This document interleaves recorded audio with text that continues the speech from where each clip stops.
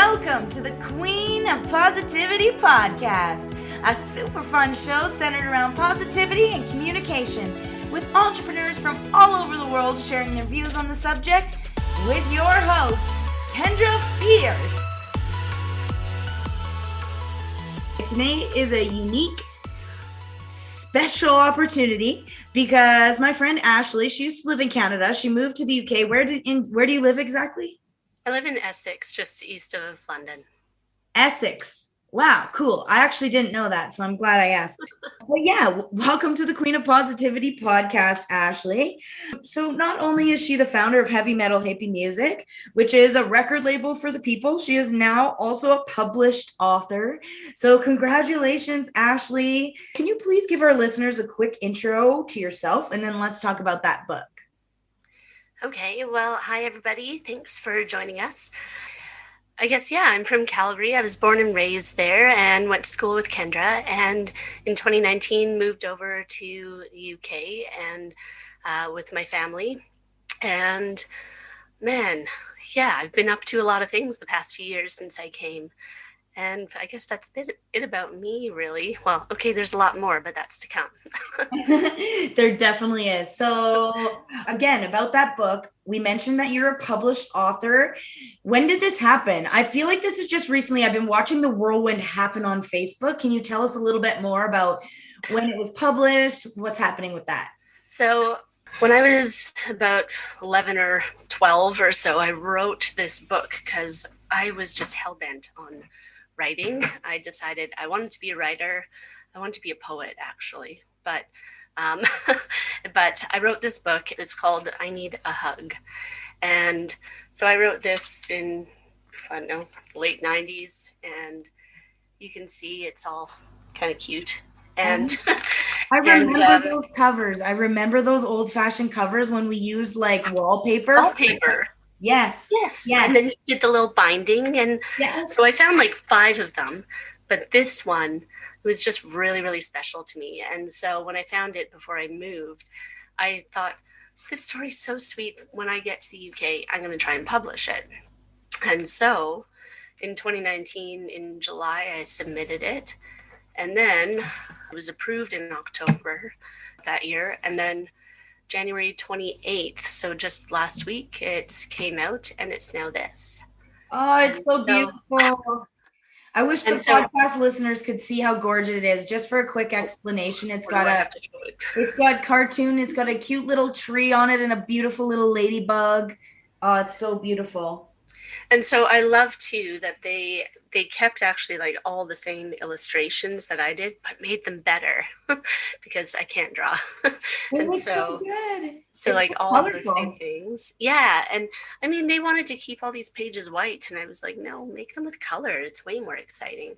And so they all kind of match the color of the bugs. And so it's all rhyming and colors, and then a good moral at the end of the story. So far the response has been really, really positive, and people are starting to get them like all over the world, in the UK, in Canada, in the States, Australia, like everywhere. And I'm just kind of like, what's going on? And so sold out on Amazon here and in Canada, but you can still order it, but it's just like kind of back ordered. So quite exciting, and not what I was expecting at all. That's so crazy. Honestly, I've been watching it unfold on Facebook. So what is it called again, just for people listening? I Need a Hug by Ashley O'Neill. Yes, I Need a Hug by Ashley O'Neill. So search it up on Amazon, wherever you live. So let's go back to that record label called Heavy Metal Hippie Music. Yeah. I want to know what inspired you to start such an amazing project. Okay, well, so I guess probably, again, I have all these childhood dreams, I guess, that I'm trying to live out now. And since I was probably about 5, I've wanted to be in the music industry in one way or another, I wanted to have a record shop. I wanted to be a singer. I wanted to have a band. I had a girl band when I was like 8. We'll put that on the table, like get back together, because I've always wanted to have a girl band, but like okay, well, not with the original member, but because I don't know where she is. But we'll start like a new one. yeah, I'm in. And then when I came over here, I was having a hard time finding a job. Okay. And just being, I work in the day in insurance, right? I was really having a tough time finding a job. And so I was like, I'm just going to start exploring all these things. It's new country, new life. Let's go. At the start of 2020, I went and I started going to the Notting Hill Academy of School, or Academy of Music, not Cool. school. And so that's right in Notting Hill in London. And that school's all about the music industry. And I got to be honest, I got really mad being in it. Oh, because wow. I don't like, not at the school. The school was great, but just learning about how the industry runs. And, I think how a lot of the money, unless you're a mega superstar, it doesn't go to the artist. And that really, really makes me angry. And so a lot of artists are now turning into DIY, releasing and recording and everything else. And I think it makes sense. And so instead of us taking everybody's royalties and paying an artist, say 10%, we need to cover costs. And then we just take a small fee, but rights remain with the artist, like everything else. And we only want a piece of what we're helping with or what we're investing in.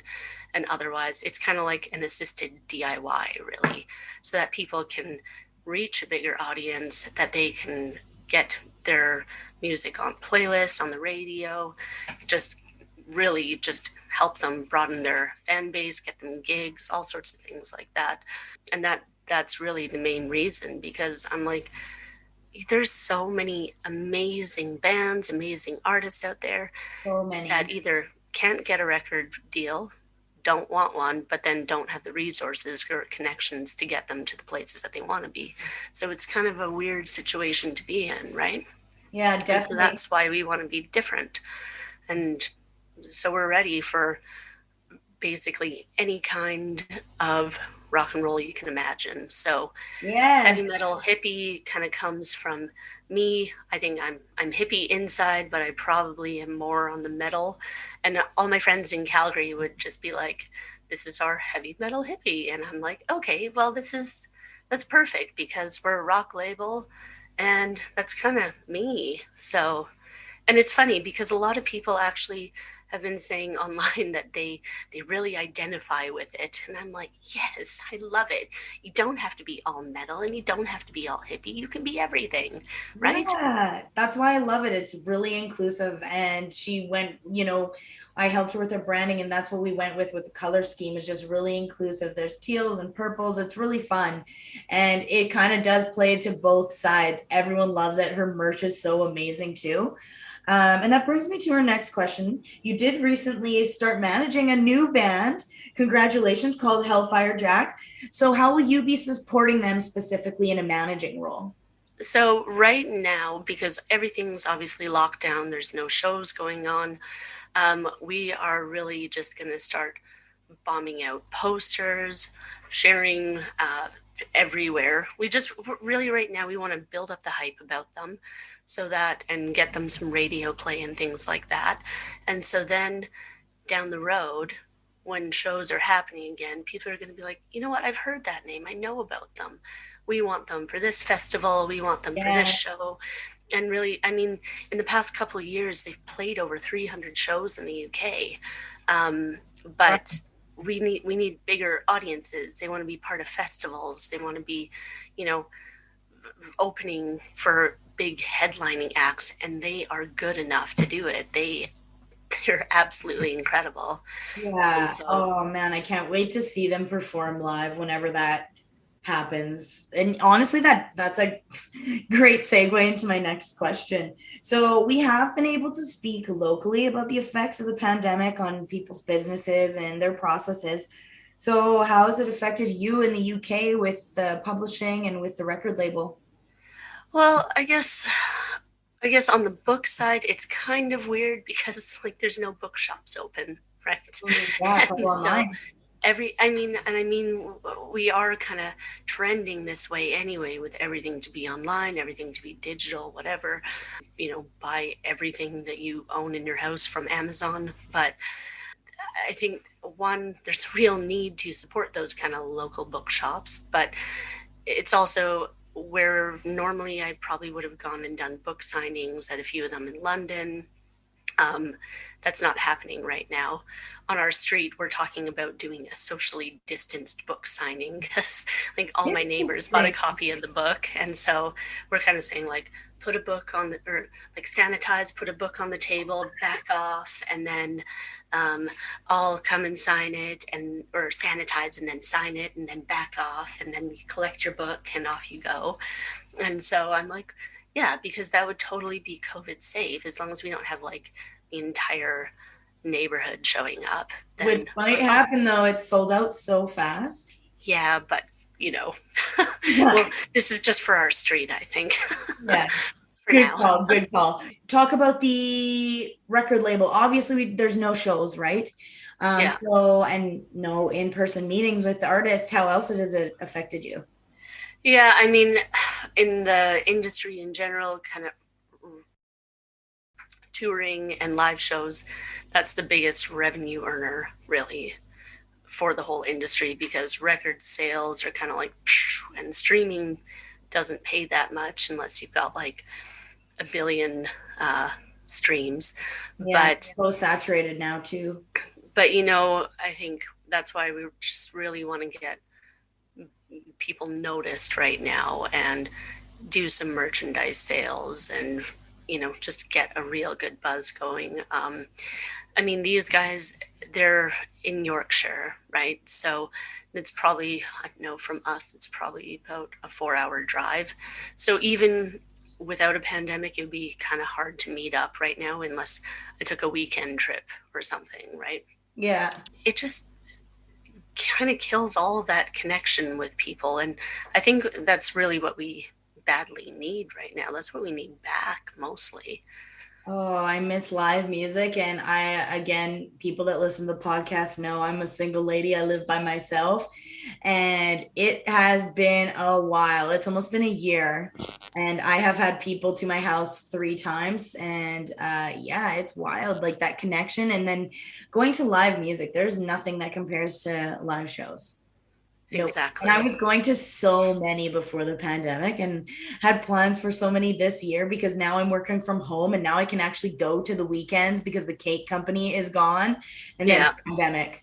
All right, let's do it. Whatever. That brings me into my next question though. Can you explain a little bit more about what the lockdowns are like in the UK?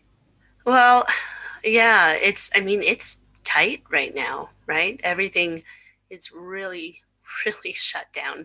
And so, I mean, you can still get a takeaway dinner or coffees or whatever, right? Takeout. You can go grocery shopping and for essential items. Pharmacies are open. And obviously like doctors' offices and vets and that sort of thing. But otherwise, everything is closed. The amount of delivery drivers everywhere, you can still like order stuff online, but man, Yeah. I mean, this room is just at the front of the house. And so I'll hear the delivery trucks all day coming down our street. And we're on a tiny cul-de-sac too. So Oh geez, and they're just going wild, eh?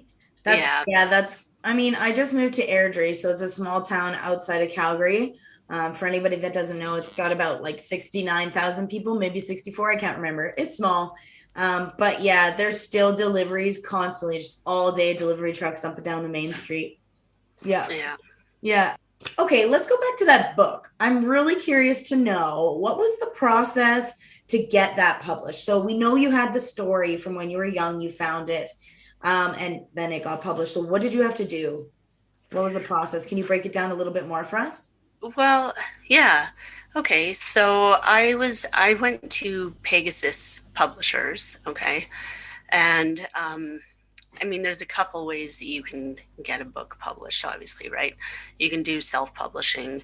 You can go to different publishers, and they're going to do things in different ways. So Pegasus, I submitted the book online. I just kind of had to type it all out, and then I sent photos of each of the pages because obviously there were illustrations and everything.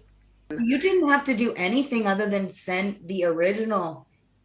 So you didn't reach Yeah. out or anything. Yeah, I was just like, there's just forms on pretty much all of their all of the publishers' websites. It's just like submit your works, and so then people have to review them, and then they have to make decisions like yes or no. With Pegasus, I did pay a fee, okay, to cover the illustration and all the publicity and things like that. But there's a lot of people out there that's like, you never pay for a book to be released. You just don't. And, you know, they're doing work for you, right? Like, what if it completely flops? They're taking a risk. I guarantee they're not probably charging you all of what it would have taken to make that book. No, exactly. And I mean, and the other thing that I really loved about this is as the author, I retain all of the rights to the book. Okay. Oh, that's awesome. So like that was kind of the biggest selling point. I'm like, well, yeah, you paid for it, but it's actually still your book. It's not, it doesn't belong to them now. It's still mine. I assume would happen if you pay nothing. You'd lose a lot of ownership, right? I would do it the way you did it. I'm not going to ask you exactly what it cost because we have different money, but was it like under 5,000 Canadian dollars? Yeah. Yeah. Yeah. Yeah. Okay, cool. We don't need to put an exact number on it, but you know, like if someone's going to invest in their life, I mean, I've seen people invest more than that. So into things. So yeah, exactly. And, you know, and that's to get a book, you guys, that's like, it's probably, honestly, I feel like it's even half that maybe, but, it's like, honestly, she sent a picture of a book she wrote when she was a kid, and they've totally reproduced this book and redone the images, the illustrations. They've completely done it up for her. So yeah, in my opinion, that was worth it. And I mean, that's it. Like if I went and found an external illustrator and whatever, well, what would I have had to pay them? Way more, because even as a graphic designer for doing websites, if someone even asked for one page of that, right, you're going like 150, 250 per page after that. You're already, and that's not including, yeah. So exactly. Yeah. Cool. And so, no, but I think, honestly, if you have something that you believe in, just go for it. Submit it anywhere. It really doesn't matter what route you take. I guess the thing that you just have to consider, again, is self-publishing, kind of like the DIY artists. It's a lot harder to get your name out there, to get the book out there. A lot of stuff that I was seeing is that like self-published books sell about 300 copies usually on average, right? And so you definitely want to be selling a heck of a lot more than that. I think you've already surpassed that, I feel like. Yeah, I think so too. Yeah. So how long has it been out for? Less than a week. Yeah. But it's like, I mean, there were pre-orders available too on the publisher's website, but yeah, the fact that day one it was sold out on Amazon, I was like, it was so cool. Real? Yes. So is this real life? So my next question was, is this something any writer can go for? I think so. But I mean, I think you also have to sit down and have a good conversation with yourself, right? Mm-hmm. I think you need to be realistic.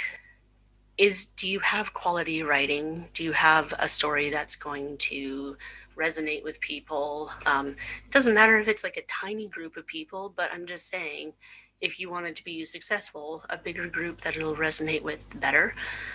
You know, have you tried having your friends check it out before you put all the money into it, or you submit it? Can you make it better? Because you want to submit to them the absolute best product that you can.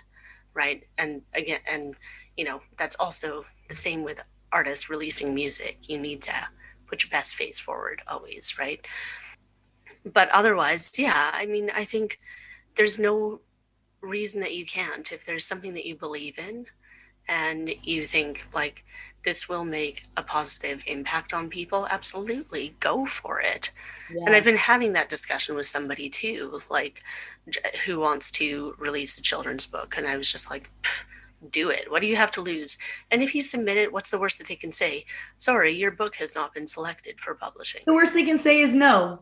That is literally one of my biggest tips. Like, just do it, because the worst that's going to happen is it'll get completely rejected and people will make fun of you.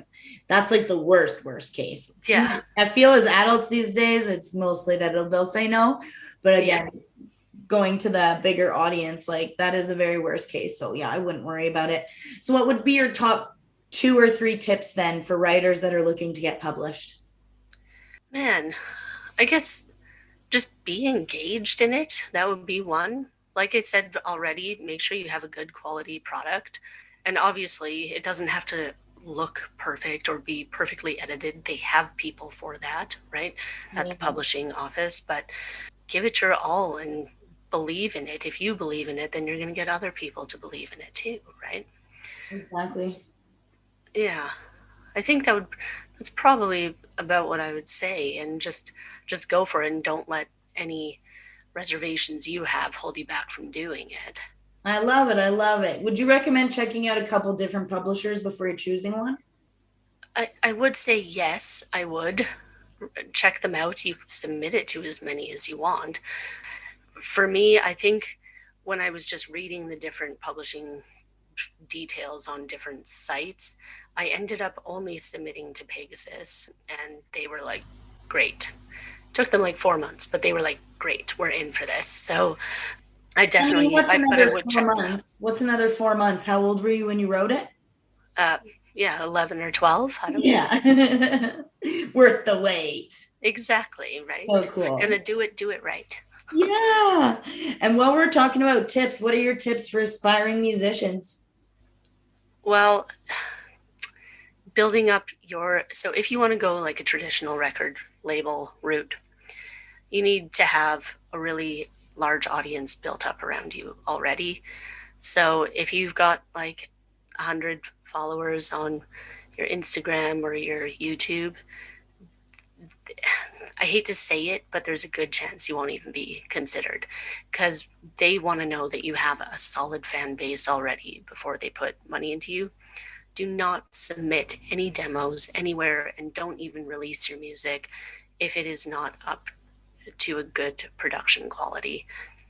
That would be the biggest thing, because I've heard a lot of stuff that's really, really fantastic, but when you're listening to it through your headphones, you're just like, oh, it's not been produced well. And that's a big thing. You'll be, from a traditional record label, you will be automatically rejected.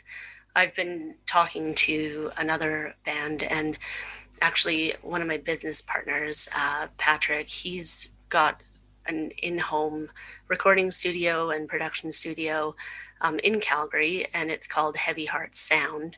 But he's actually reproducing it's not Hellfire Jack, okay, somebody else. He's reproducing one of their songs to re-release it. Okay, this is a German band we're talking about here, but and so because when I listen to it, I'm like, this is actually really, it's a good song, but it just doesn't sound good. So if we can make it sound good, then it's going to make a world of difference, right? Yeah. And that's why it's handy to have a manager. Yeah, a little bit. And so, and it's great because Patrick's been helping me out on a lot of the little projects lately. So it's good. Nice. I've never heard about Patrick before. So what does he take care with for your business, if you don't mind me asking? Well, he's just going to be like the production side, really. Oh, nice. And nice. so, and if there's local people, then they can go and record there, everything else. And he's just fantastic, does a lot of metal and all sorts of things. And he can provide drum tracks and everything else too. So nice. It's going to be so handy having someone with production on your side. Yep, because that's not me. Well, there you go. You have Patrick. I love it. So why would you say an artist should work with a label? If they have the opportunity. If you have the opportunity, I would say a reason to work. I mean, it depends, because everybody's going to do it for different reasons, right? You might want to work with a label because you're going to get a decent size advance. They're going to pay, for all of your recording costs. You might have better publishing. You might have better publicity, easier to get in with other artists to go on tours and things like that, and pay for touring costs. But I mean, there's a lot that you lose in a traditional label as well, right? Because you generally lose the rights to your songs. You lose kind of a lot of freedom, a lot of control over what you're putting out. And that's why I want to do things differently, because I was going to say an artist for a reason. Yeah. Right? Like, do you want to let everybody know? Because you're completely different. Tell the listeners the standout points of Heavy Metal Hippie music as a record label. How's it different?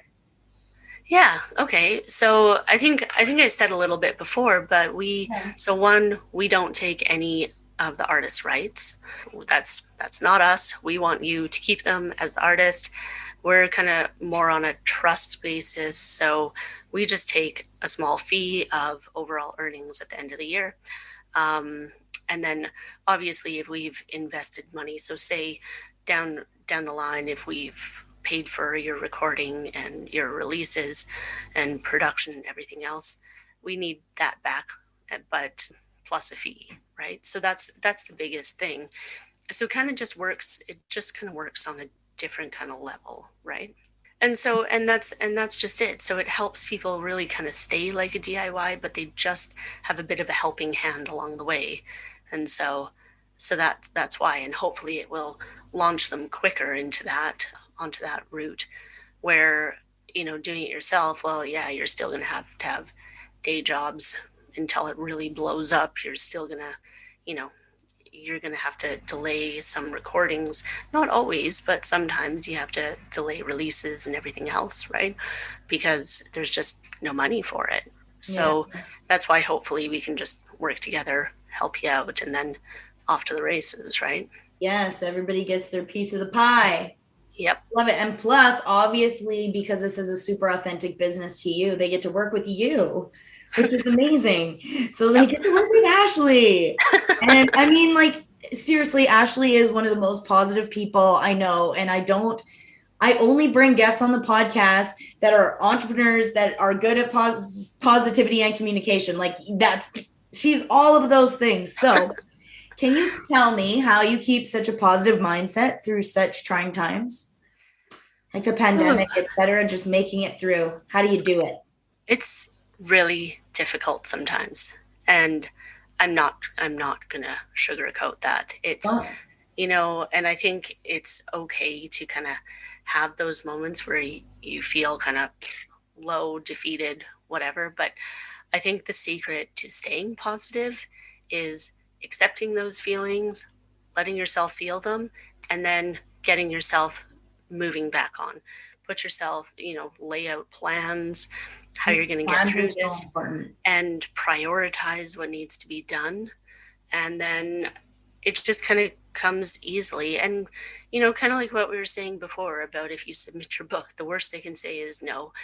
We blow things up in our head to make them worse than they are. Definitely. And so that's why that time, take a step back, reflect on everything a little bit, take some space and some time with yourself. And then it's a lot easier to move forward after that.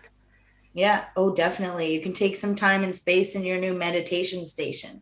For those people watching on TikTok. I just put a new video out about that. We're doing a mindset reset challenge on there. So podcast listeners too are definitely more than invited. So if you follow me on TikTok, Kendra Fears, at Kendra Fears, just a little bit way to increase your mindset. So ways to get over those troubling times, literally exactly what Ashley said, taking some time to yourself, making a plan step by step, just going day by day, and just figuring how you could at least be 1%, even 0.5%, whatever is a percent better than you were the day before. Yeah. I am curious, what is your morning routine like? Ooh. I'm one of those crazy people that I stay up too late, but I still get up early. And so first thing I do, morning routine would be let the dog out, and then What kind of dog do work you have? out. Oh, a border collie. He's a beautiful chocolate border collie. What's his name? Oh, Arrow. Arrow. I was like, I know what it is, but I want to tell. Everybody in the audience love pets, so He's just a like baby, he's right? like the sweetest thing. Yeah, he's 5 months old now. So so this woman has a son. How old is he? 9. So she's got a 9-year-old son, a baby dog, and 2 businesses. So she's a published author and has a record label. What's the third one? Well, I still have And a then day she job. has, and then she has a day job. Oh, you guys, you hear this? This is wow, boss lady. But so I guess I take the dog out though, and then I work out, and then. What's your favorite workout? Well, right now I'm doing muscle burns fat on Beachbody. Sweet. And so I'm really into them, and I love lifting weights and everything, but I'm also like, I need this because somebody will just tell me what to do and I don't have to think about it. They're just like, lift this and do that. So I'm in for that. And then after that, I know it's like shower, makeup, feed Dimitri. That's my son, by the way. And and then if he was in school, I would just take him to school and walk the dog at the same time. And then, so we usually do kind of like a 7-kilometer walk in the morning. What? And then I come back. Work out? Yeah. Wow. Yeah. It's all part of it. And then, and then after that, I'll usually have like a protein bar and an apple with a cup of tea for breakfast, and then work. Work. There's probably a lot of tea in Essex, eh? Yeah, there's lots of tea everywhere. I guess so, but is there more tea in Essex than there is in Canada? Probably because I live here. She tells me about the biscuits. I have to go visit. I have a lot of followers in the UK, and it's just, I need to go visit. I want to do a whole tour of everywhere. Okay, let's get a little bit more serious here. I do want to know, what do you think our society's biggest struggle is with communication right now? That we don't do it. We don't do it authentically. I think there's a lot of, I don't know, I don't want to say like protecting people's feelings in a way, instead of just. Kind of right, though. I think there's a difference between, I don't know, let's just, I guess, constructive criticism and being a jerk about it, right? And so I think people are just so used to like, yes, you're the best. And when sometimes you kind of need to hear like, no, you could have done that better, right? And I think I probably have this because my mom, my mom can be brutally honest, like in the best way, okay? But she is brutally honest. I think that's one of the reasons my mom has been so successful, because she knows what she wants.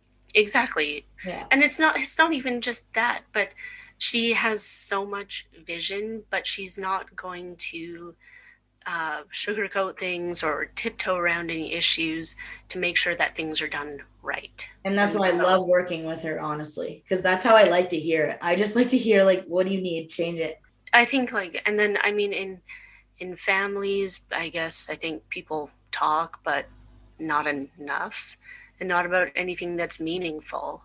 And so, and I think, no, and it's kind of, it's nice to have just those mindless conversations, but sometimes you need to really kind of get into the nitty gritty and really talk about things. And so, and I think part of it too is just being present in the moment that you're in.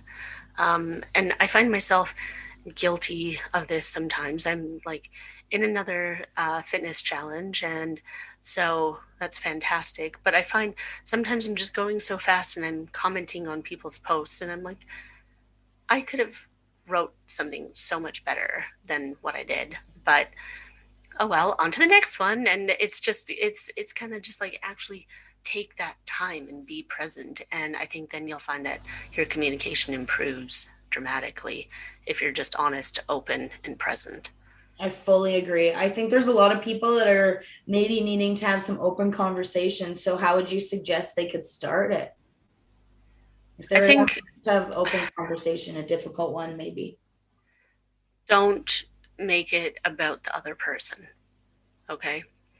That would be my thing. So we'll just say, let's just say I have a problem with you, Kendra. Okay? Yeah, come at me. You have a beef with me? Okay, no. But it's like, neither of us I can't come to you and say, you do this and I don't, everything that you do, it makes my day harder. It could be like, you have to say like, I feel this because sometimes, when I hear that I am stupid, then, then my feelings are hurt. And I want to talk about why do you think I'm so stupid? I don't know.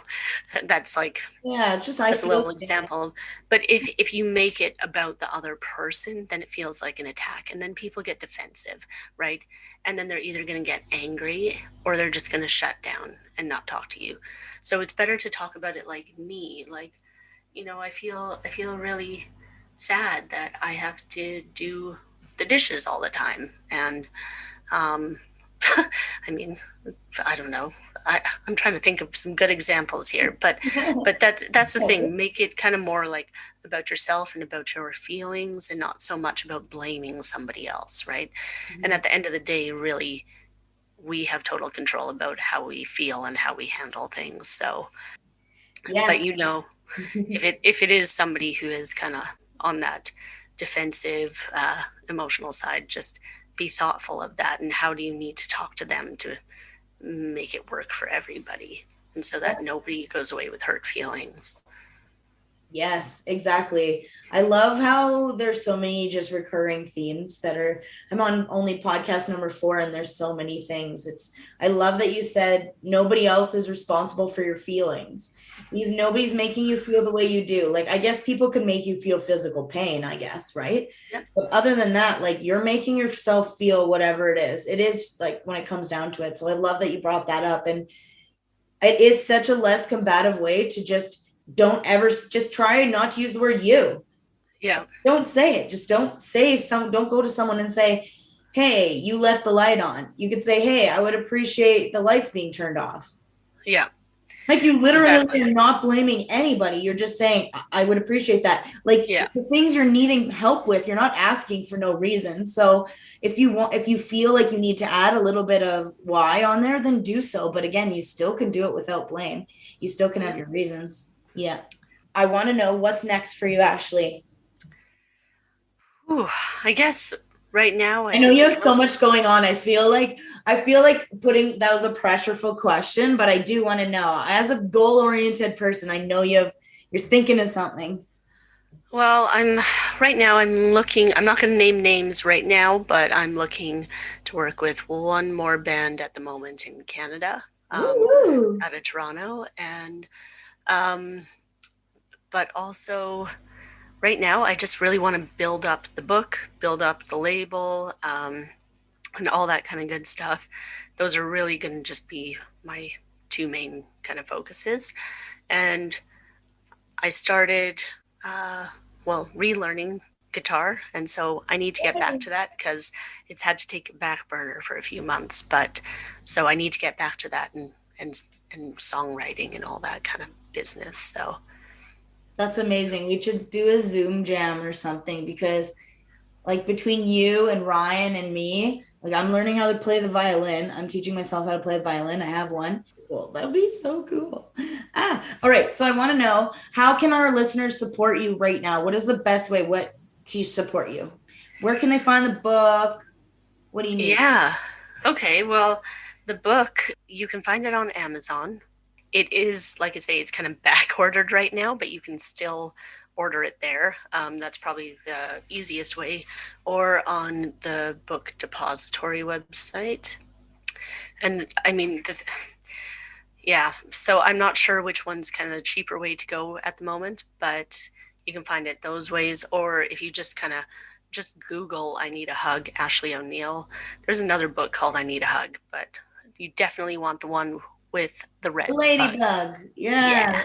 And so it's look it up on Google and it'll pop you up a whole bunch of links to find it. In the UK, it's at WH Smith's and Waterstones.